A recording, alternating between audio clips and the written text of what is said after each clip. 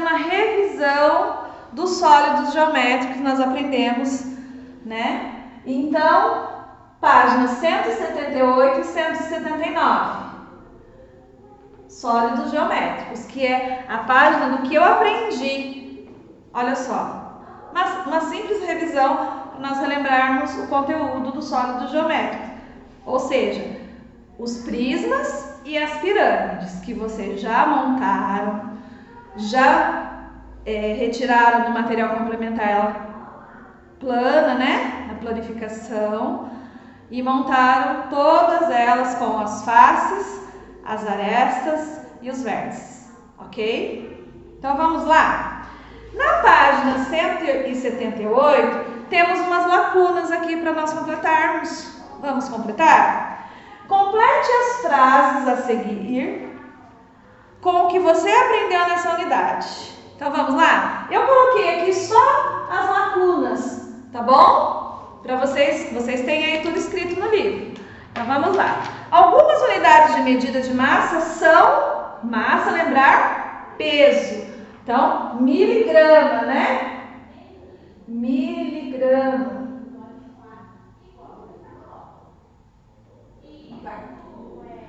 Miligrama, grama, quilograma e tonelada.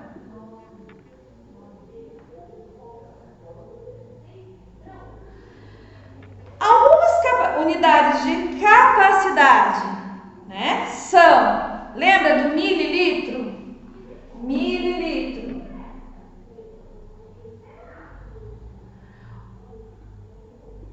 Lembrar, medidas de massa, peso. Medidas de capacidade é quanto aquele recipiente comporta. Então, massa, miligrama e tonelada.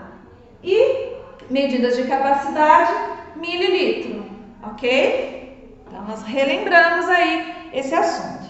Agora, nós temos um outro exercício. Essas unidades de medida se relacionam da seguinte forma. Aí eu fiz um cartaz aqui para vocês com esse exercício.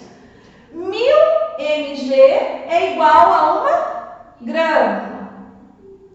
1000 gramas igual a 1 quilo. 1000 quilogramas é igual a 1 tonelada. E 1000 ml é igual a 1 litro. Então, vocês completem também as lacunas, ok? Agora, na página 178 e 179, nós vamos relembrar aí alguns sólidos geométricos. Alguns poliedros podem ser classificados como prismas e pirâmides. Escreva o nome dos poliedros a seguir. Então, nós já trabalhamos com os prismas e as pirâmides. Então, aí está pedindo para vocês nomearem, tá vendo? Embaixo de cada um deles tem uma linha para vocês nomearem, para colocar o nome de cada um. Nessa página também. Está pedindo para vocês colocarem os nomes. Nesses sólidos que a tia Jean, nesses poliedros que a tia Jean colocou aqui, já tem o nome, né? Ó, eu já nomeei para vocês, ó. Ok? Até coloquei um pontilhado aqui, mas acho que legal, a gente pode escrever. Bom, vou relembrar. Prisma de base triangular.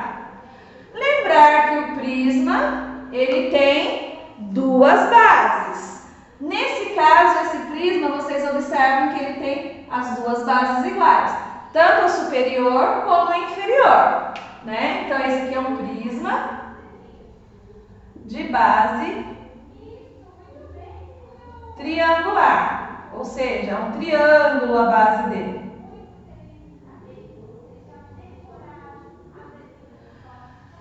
Depois, nós temos aqui um outro que é uma pirâmide de base triangular. Diferenciar o prisma da pirâmide, olha só. Este é uma pirâmide, ou seja, ela só tem uma base, não é verdade? Então, a pirâmide de base triangular.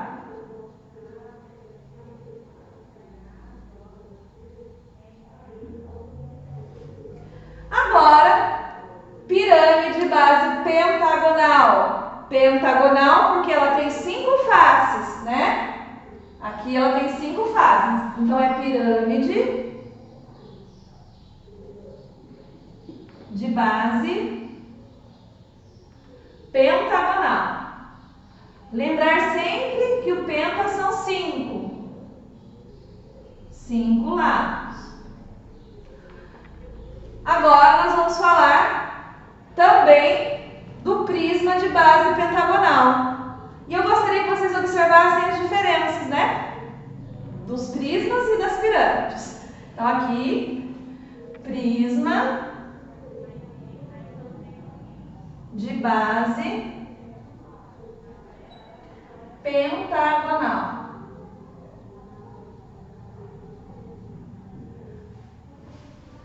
Agora aqui, pirâmide de base quadrangular.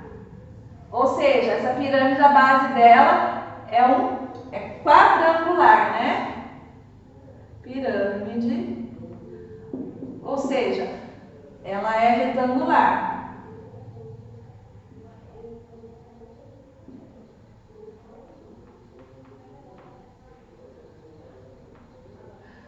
Quadrangular vem de 4, então ela tem 4 lados aí na base dela.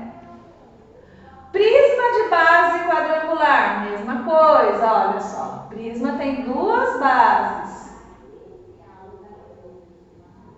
Prisma de base quadrangular.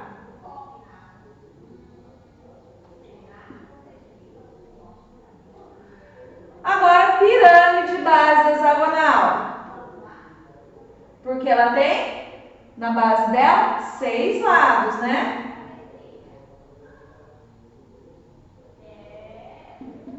Pirâmide de base hexagonal. Lembrar que hexagonal vem de 6.